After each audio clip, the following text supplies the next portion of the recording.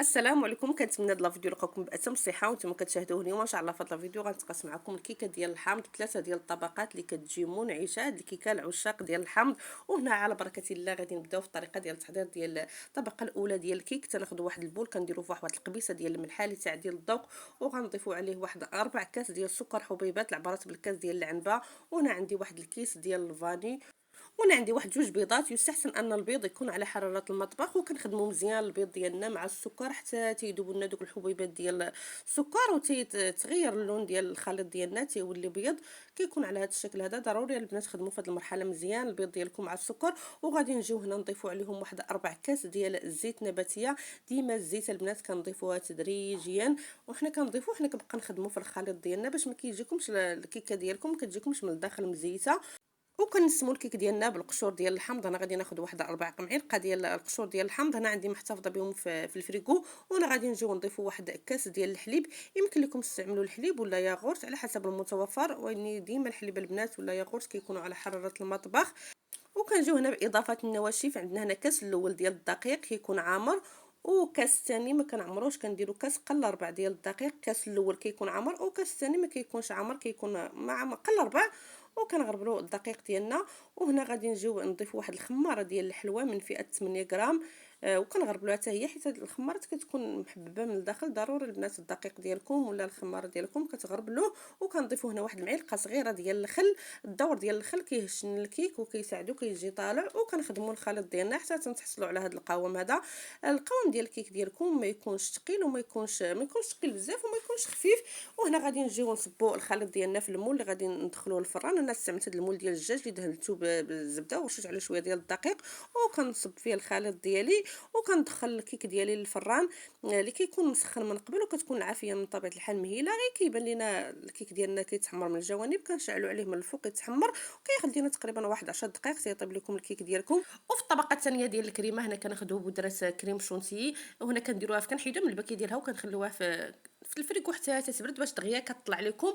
وهنا غادي نجي نطلعها معكم غير في الخلاط الكهربائي. هنا كنديروها في الخلاط الكهربائي وكنضيفوا عليها هنا كاس ونص ديال الحليب البنات يكون بارد كتديروه حتى هو في الفريكو حتى تيبرد لكم.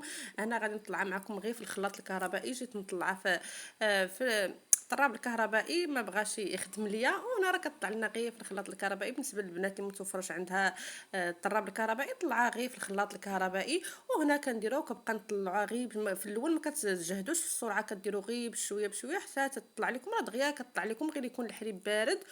وديروا حتى بودره كريم شونتي تكون بارده في الفريغو دغيا كطلع لكم الكيك ديالنا. من بعد ما كيكون طايب هنا كنحيدوه من الفران وكنخليوه حتى تيبرد تماما. كتخليوه البنات حتى تيبرد باش ما تضيفوش عليه الكريمه وتسيح لكم. وكنجيو هنا كنديروا من الفوق الطبقه الثانيه ديال الكريمه. بالنسبه للبنات طلعوها وديروها في الثلاجه حتى تبرد. انا ما درتهاش في الثلاجه تبرد، راه غير طلعتها جيت درتها فوق الكيك ديالي. وهنا كنزيو كنقدوها من الفوق الكيك. وهنا كناخذ هاد السباتيله وكنقادو ليها الوجه ديالها غير بشويه بشويه حتى تيجي الوجه ديالها ملس.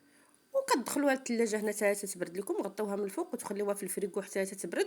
عاد تجيو باش ديروا الطبقه الثالثه. وفي الطبقه الثالثه هنا كناخذوا واحد الكاس ديال الماء. هنا قلت التليفون كيصورش لقيته ما كيصورش.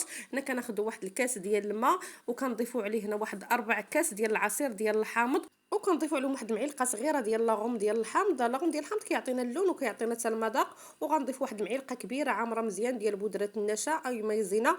وكنحركوا الكل على البارد حتى تينسجموا لنا جميع العناصر على البارد. عاد كنديروهم فوق النار وكنبقاو عليهم التحريك المستمر حتى تتعقد لينا الكريمه ديالنا.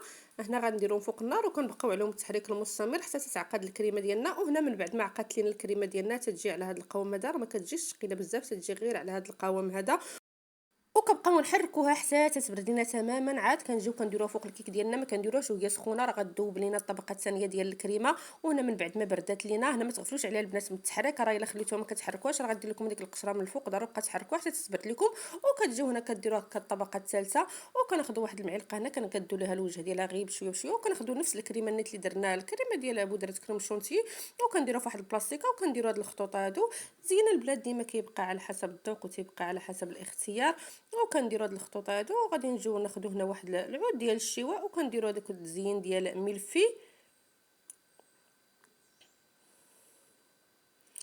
وكتجي واحد الكيكه اللي كتجي اقتصاديه وسهله ودغيا كتوجد وكتكون منعشه. بالنسبه لهاد الكيكه العشاق ديال المذاق ديال الحامض راه كتجي رائعه وكتجي منعشه يا سلام. وانا كنقلبو على هاد الشكل هذا وكنعاودو كندو هاد الخطوطه ديال الملفيه. تزيين البنات راه ساهل.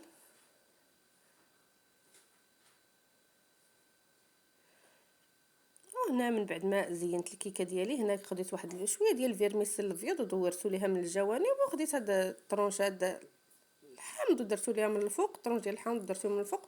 وهذا هو الشكل النهائي ديال الكيكه ديالنا. كنتمنى تنال الاعجاب ديالكم وتجربوها، وغادي نجي هنا نتقاسمها معكم باش تشوفوها من الداخل كي تتجي. هنا خليوها حتى تتبرد عاد كتقدموها. البنات انا ما خليتهاش تبرد، راه غير وجدتها دغيا جيت تقاسمتها معكم. خليوها حتى تتبرد باش هذيك الكريمه كتجانس لكم. ديروها في الثلاجه حتى تبرد وغطيوها من الفوق، خليوها حتى تبرد عاد تجيو كتقدموا. وهنا الكيكه ديالنا يا البنات، شوف كي تتجي راه كتجي واحد الكيكه اللي كتجي رائعه وكتجي اقتصاديه وكتجي منعشه. كنتمنىكم تجربوها وتنال الاعجاب ديالكم. خليتكم على خير الى فيديو لاحق.